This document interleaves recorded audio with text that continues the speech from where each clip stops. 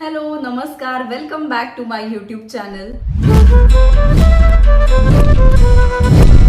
50.2K subscribers, it's a big thing आणि खूप खुश आहे मी त्यासाठी. आणि हे फक्त आणि फक्त तुमच्या सपोर्टमुळे झालेलं आहे. त्यामुळे 100Kचा पण टप्पा लवकरात लवकर गाठायचा आहे. पण ऑफकोर्स त्यासाठी तुमचं प्रेम गरजेचं आहे. तुम्ही माझे व्हिडिओज तितकं बघणं गरजेचं आहे. जर अजूनही तुम्ही माझे व्हिडिओज बघत असाल पण सबस्क्राईब नाही केलं आहे तर प्लीज माझ्या चॅनलला सबस्क्राईब करा.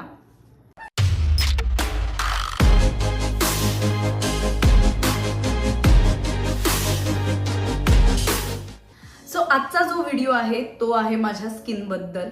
मी माझ्या स्किनची कशी काळजी घेते किंवा मी माझ्या स्किन केअर रुटीनमध्ये काय काय इन्क्लूड केलेलं आहे त्याबद्दलचा हा व्हिडिओ आहे. आणि काही प्रोडक्ट्स असे आहेत जे मी बदल केलेत त्यामध्ये काही, आणि काही प्रोडक्ट्स असे आहेत जे मी वर्षानुवर्ष तेच वापरतेय. There is no change. आता सध्या आपण ट्रान्झिशन पण करत आहोत, उन्हाळ्याकडून पावसाळ्याकडे. थोडं वातावरण बदलतंय आणि बऱ्याचदा असं होतं की वातावरण बदललं की आपल्याला आपण जे वापरतो आहोत ते प्रोडक्ट सूट होत नाहीत. त्यामुळे या सगळ्याचा थोडा थोडा आपला आपण रिसर्च करावा, आपला आपण अभ्यास करावा आणि मग चेंजेस करावा. तर सुरू करूया आजचा व्हिडिओ, ज्यामध्ये मी तुम्हाला स्टेप बाय स्टेप दाखवणार आहे की मी माझ्या स्किनसाठी रोज काय वापरते. तर हे ते सगळे प्रोडक्ट्स आहेत जे मी एका ट्रेमध्ये आता घेतलेले आहेत. जनरली तर आपण स्किन केअर जे आहे म्हणजे face wash, cleansing face wash हे सगळं तर आपल्या बाथरूममध्ये आपण सगळं ठेवतो आणि बाकीचं जे आहे ते बाहेर येऊन करतो. पण आता सलग एकत्र सगळं दाखवण्यासाठी मी हे अशा पद्धतीने ह्या ट्रेमध्ये घेऊन ठेवलेलं आहे. सो सगळ्यात पहिली स्टेप म्हणजे क्लिन्झर. आता काही जण काय करतात, अनेक आजकाल क्लिन्झर्स असे आहेत जे फेस वॉश म्हणून सुद्धा आपण वापरू शकतो. पण मला असं वाटतं की आपण बऱ्याचदा बाहेर जातो, कुठे कुठे खूप डर्ट आपल्या चेहऱ्यावर बसते किंवा मी जिम करते, त्यामुळे पण अनेकदा मला असं वाटतं की घाम भरपूर येतो आणि ऑइल सिक्रेशन खूप जास्त होत आहे माझ्या चेहऱ्यावर आणि त्याच्यामुळे बऱ्याचदा आपल्याला पिंपल्स, ॲक्ने वगैरे हे सगळे प्रॉब्लेम्स होतात. त्यामुळे पण, आणि तिसरी गोष्ट म्हणजे मेकअप. तर आता आपण सगळेच मेकअप करतो, त्यामुळे कितीही आपण तो मेकअप रिमूव्हरने काढायचा प्रयत्न केला तरी सुद्धा तो राहतो, थोडा ना थोडासा तरी राहतो. तर डबल क्लिन्झिंग जे म्हणतात तर त्याच्यावर माझा आता पूर्ण विश्वास आहे. म्हणजे क्लिन्झर म्हणून मी वापरते आणि एक जे आहे ते फेस वॉश म्हणून वापरते. सो सगळ्यात पहिली स्टेप माझी आहे ती म्हणजे मी हे सेटाफिलचं क्लिन्झिंग मिल्क वापरते. हे गेले कित्येक वर्ष मी वापरते. मी जेव्हा इंडस्ट्रीमध्ये आले तेव्हा मला माहिती नव्हतं मेकअप कसा काढायचा आहे वगैरे वगैरे. मी जनरल आपलं वेट टिश्यू पण नाही, साधे टिश्यूने काढायचे. तर आपले जे सिनियर असतात ज्यांनी खूप कामं केलेली आहेत तर बऱ्याचदा त्यांच्याकडनं आपल्याला काही सजेशन्स येतात. तर क्षितिताई बरोबर मी काम केलं होतं, क्षितिज जोग, तर तिने मला हे सजेस्ट केलं होतं खूप आधी. तेव्हापासून मी हे सेटाफिलचं जेंटल स्किन क्लिन्झर वापरते. याच्यामध्ये हे ड्राय स्किनसाठी पण आहे, हे मला वाटतं ऑइली स्किनसाठी सुद्धा आहे. तर माझी बऱ्यापैकी ड्रायर कडे जाते किंवा आता सध्याच्या सीझनमध्ये कॉम्बिनेशन स्किनमध्ये माझी स्किन मोडत होती, त्यामुळे ड्राय टू नॉर्मल सेन्सिटिव्ह स्किनसाठी हे आहे. तर हे मी वापरते आणि हे अत्यंत जेंटल असं स्किन क्लिन्झर आहे. हे साधारण इतकं मी घेते, याचा फोम वगैरे काही होत नाही, पण हे मी जनरल एक अशा पद्धतीने लावते सगळीकडे. ते सर्क्युलर मोशन मध्ये मी फिरवून घेते आपल्या कानावर, मानेवर, सगळीकडे व्यवस्थित. सेटाफिलच्या या क्लिन्झरमध्ये ग्लिसरीन, व्हिटॅमिन B3 आणि प्रो व्हिटॅमिन B5 या स्किनसाठी अत्यंत चांगल्या असणाऱ्या गोष्टींचा समावेश आहे. आपली स्किन या क्लिन्झरनी आपण जेव्हा क्लीन करतो तेव्हा आपल्या स्किनवरती एक नैसर्गिक मॉइश्चर असतं, तर ते मॉइश्चर न काढता उत्तमरित्या आपली स्किन क्लीन करण्याचं काम हे क्लिन्झर करतं. हा एक स्पंज आहे माझ्याकडे अर्थ रिदमचा, तर हा गेले बरेच वर्ष मी वापरते. तर याच्याने मी आता हे क्लिन्झर काढून घेणार आहे. हा किंचितसा वेट केला होता मी. हा थोडासा ड्राय असला तरी चालतो कारण हा प्रचंड स्मूथ आहे, त्यामुळे कुठलंही इरिटेशन होणार नाही स्किनला. आणि आपल्या स्किनची आपण काळजी घ्यायची, म्हणजे खूप खरवडून काढतोय किंवा ओढाताणी होतीये असं नाही करायचं. आणि त्याचे दुष्परिणाम काय असतात ते मी अनुभवलेलं आहे. कारण बऱ्याचदा पॅकअप झाल्यानंतर घरी जाण्याची इतकी घाई असते की इतकी पटापट पटापट मी मेकअप काढलेला आहे आणि त्यामुळे मी बरेच प्रॉब्लेम्स फेस केलेले आहेत. त्यामुळे आपली स्किन आहे, आपली इन्व्हेस्टमेंट आहे ती, त्यावर आपण प्रेमच केलं पाहिजे. आणि आता हे जे क्लिन्झर, आता अगेन हे जेंटल फोमिंग क्लिन्झर आहे, हे मी फेस वॉश म्हणून वापरते. सो डबल क्लिन्झिंग मी रोज करते. काही गोष्टी आपण आपल्या चेहऱ्याच्या बाबतीत काय काळजी घ्यायला पाहिजे, तर या 2-3 गोष्टी आपण डेफिनेटली बघितल्या पाहिजे. ते म्हणजे पॅराबेन फ्री पाहिजे, शक्यतो फेस वॉश क्लिन्झरला कुठलाही सुगंध नसेल तर छान आहे म्हणजे. सो याचे साधारण मी 2 पंप्स मी हे वापरते. आता फेस वॉश मी करून येते आणि त्यानंतर मी तुम्हाला पुढची स्टेप काय आहे ते दाखवते.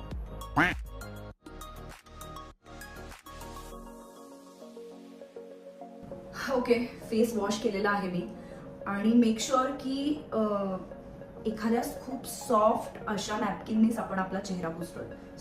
तुम्ही बघू शकता की मला स्वतःला स्किन माझी खूप क्लीन वाटतेय.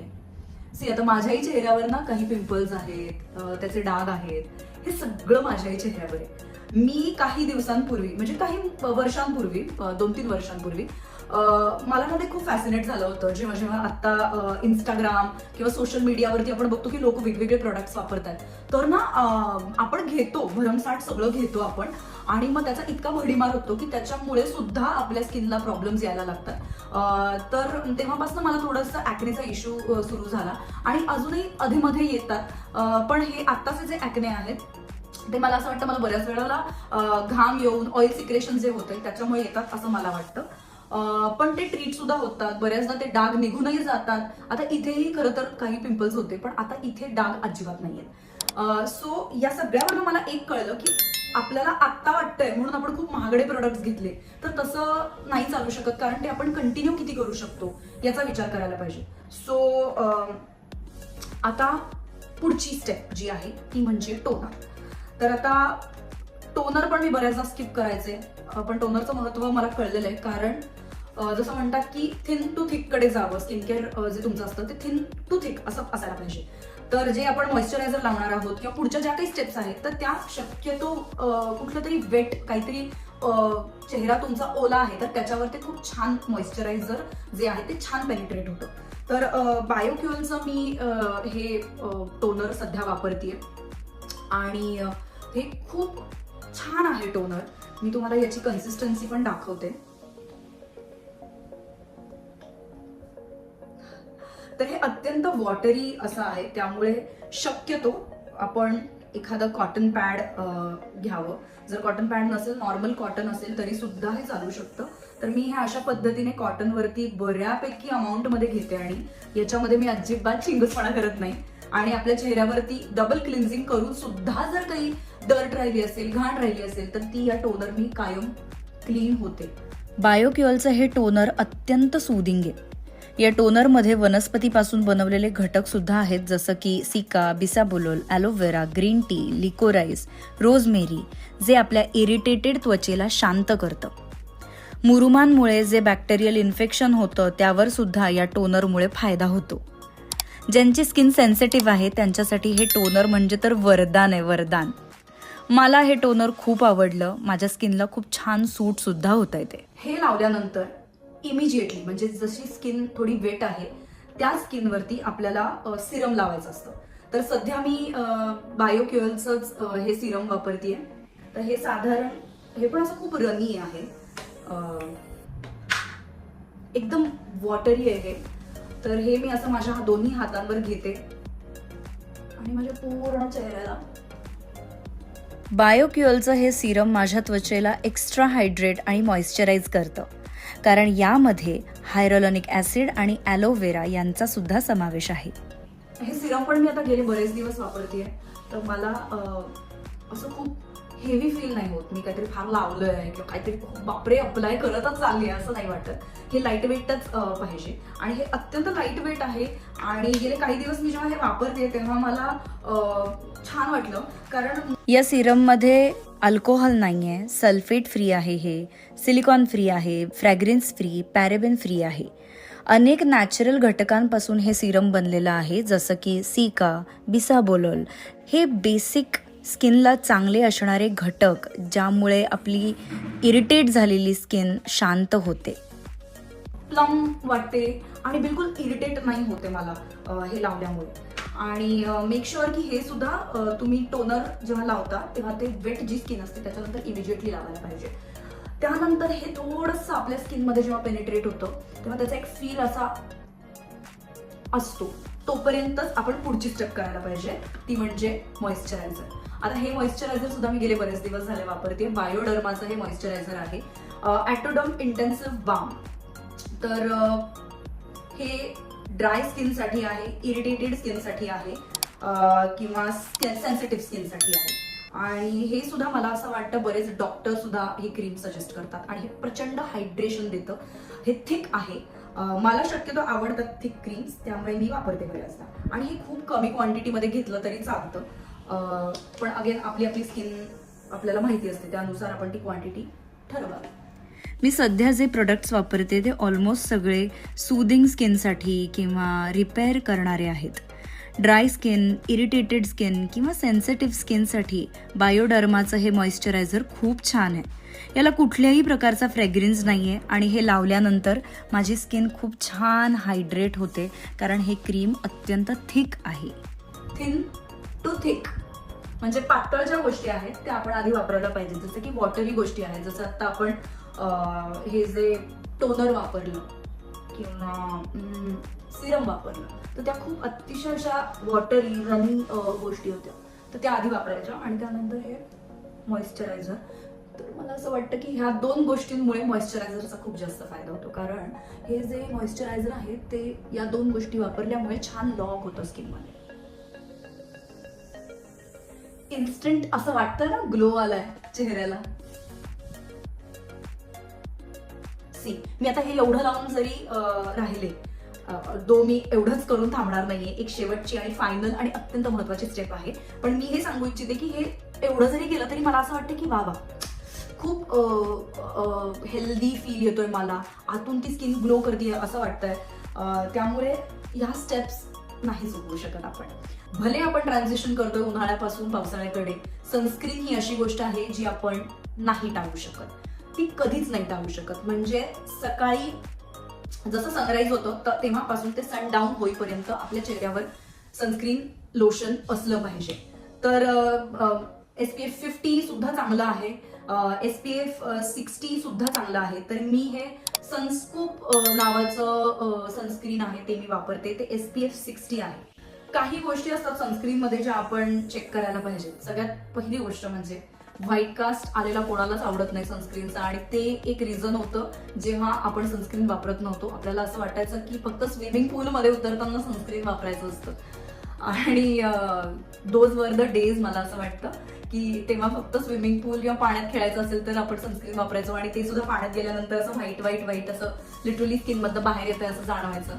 पण आता स्किन इंडस्ट्री किंवा ब्युटी इंडस्ट्री इतकी ग्रूम झालेली आहे, इतके छान छान आणि सुंदर प्रोडक्ट्स आहेत. तर हे गेले बराच काळ मी हे सनस्क्रीन वापरते आणि मला खूप छान वाटलं हे. मला याचा कुठलाही साईड इफेक्ट झालेला नाहीये. तर broad spectrum, blue light protection, no white cast, non comedogenic आणि फॉर ऑल स्किन टाइप्स असं यावरती लिहिलेलं आहे. तर ओव्हरऑल मला SPF 60 एकदम छान सूट झालेलं आहे आणि गेले बरेच दिवस मी वापरते. मध्ये मध्ये मी काही वेगळे सनस्क्रीन ट्राय पण करते, पण पुन्हा मी याच्यावर येते, याचाच अर्थ की हे माझ्या स्किनला परफेक्टली सूट झालेलं आहे. तर ग्लो सनस्क्रीन आहे हे. ह्याच्यामध्ये अगदी किंचित असा टिंट आहे. साधारण एवढं सनस्क्रीन तर मी वापरते. मी ह्याच्यामध्ये अजिबात चिंगूसपणा करत नाही. सध्या गेल्या बऱ्याच महिन्यांपासून मी हे सनस्क्रीन वापरतेय आणि मला हे खरंच खूप आवडलं. पण मध्ये मध्ये मी डॉट अँड कीचं वॉटर लाईट फ्लुइड SPF 50 हे सुद्धा वापरलं होतं, ते पण छान होतं. द फेस शॉपचं the therapy vegan moisturising the sun serum सुद्धा खूप छान आहे. हे अजून थोडंसं राहिलंय, तर हे मी परत एकदा घेतोय. कारण कुणालाही विचारा तुम्ही, सनस्क्रीन जर असं थोडंसंच लावलं तर ते इनफ नसतं आपल्या स्किनला.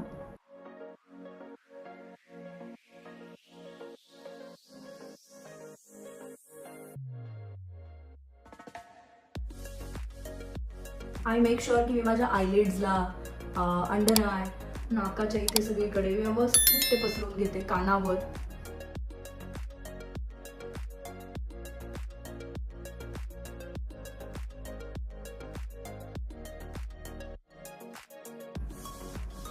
थोडा वेळ द्यायला लागतो हे पूर्ण आतमध्ये पेनिट्रेट होईपर्यंत, पण skin is glowing right. So अशा पद्धतीने मी माझ्या स्किनची काळजी घेते रोज. हे या स्टेप्स म्हणजे इतक्या स्टेप्स तर मी करतेच करते. सो टोटल किती झाल्या मला वाटतं 6 स्टेप्स झाल्या. सेटाफिलचं क्लिन्झर, सेटाफिलचं फेस वॉश, त्याच्यानंतर बायोक्युअलचं टोनर, बायोक्युअलचं सिरम, त्याच्यानंतर झालं मॉइश्चरायझर आणि त्याच्यानंतर झालं सनस्क्रीन. सो 6 स्टेप्स झाल्या. आणि सगळ्यात शेवटची पण महत्वाची, ज्यांना सवय आहे खूप लिप बाम लावायची, त्यांना हे कळू शकतं की लिप बाम मी नाही स्किप करू शकत, त्यामुळे लिप बाम सुद्धा एक आहे स्टेपमध्ये. मी लिप बाम असं काही स्पेसिफिक हेच वापरते तेच वापरते असं काही नाहीये. मी वेगवेगळे लिप बाम पण वापरते, जे असेल ते जे मिळेल ते, असं काही त्यात फार मी चुजी नाहीये, पण लिप बाम लावते मी. तर ही आहे माझी सगळी स्किन केअर रुटीन केल्यानंतरची स्किन, जी मला खूप आवडते. कदाचित काही लोकांना अशा पद्धतीची स्किन ऑइली वाटते आणि ते कॅरी नाही करू शकत, पण तुम्ही त्या पद्धतीने मग प्रोडक्ट सिलेक्ट केले पाहिजे. जर तुम्हाला ते खूप ऑइली वाटतायत आणि if you can take it, तर तुम्ही तुमच्या स्किनला काय प्रोडक्ट सूट होतात त्या पद्धतीने प्रोडक्ट्स वापरले पाहिजेत. अनेक जेल प्रोडक्ट सुद्धा मिळतात जे फार ऑइली नसतात, पण मला हा फील आवडतो. म्हणजे मी जर घरात आहे तर मला हे असं आवडतं. इनफॅक्ट मी रोज मेकअपच्या आधी सुद्धा हे सगळं करते, कारण मला असं वाटतं की इतक्या प्रमाणात जर स्किन हायड्रेटेड असेल तर मेकअप त्यावर खूप छान बसतो आणि तो दिसतो पण खूप छान फ्लॉलेस दिसतो. हे सगळे जे प्रोडक्ट्स आहेत ते खूप अति महाग नाही. म्हणजे आय थिंक प्रत्येक प्रोडक्ट हे मला असं वाटतं 700-800च्या आतमध्ये तर नक्कीच असेल. मी या प्रत्येक प्रोडक्टची लिंक डेफिनेटली देते डिस्क्रिप्शन बॉक्समध्ये. तुम्ही यातले कुठले प्रोडक्ट्स वापरता, किंवा तुम्हाला जर असं वाटलं हा व्हिडिओ बघून की यातलं एखादं प्रोडक्ट परचेस करावं आणि तुम्ही ते केलं आणि तुम्हाला जर ते सूट झालं किंवा तुम्हाला त्याचा काय रिझल्ट मिळाला, हे मला नक्की कॉमेंट बॉक्समध्ये कळवा. हा व्हिडिओ बघितला, संपूर्ण बघितला त्यासाठी खूप खूप थँक्यू आणि भेटूयात पुढच्या व्हिडिओमध्ये. थँक्यू.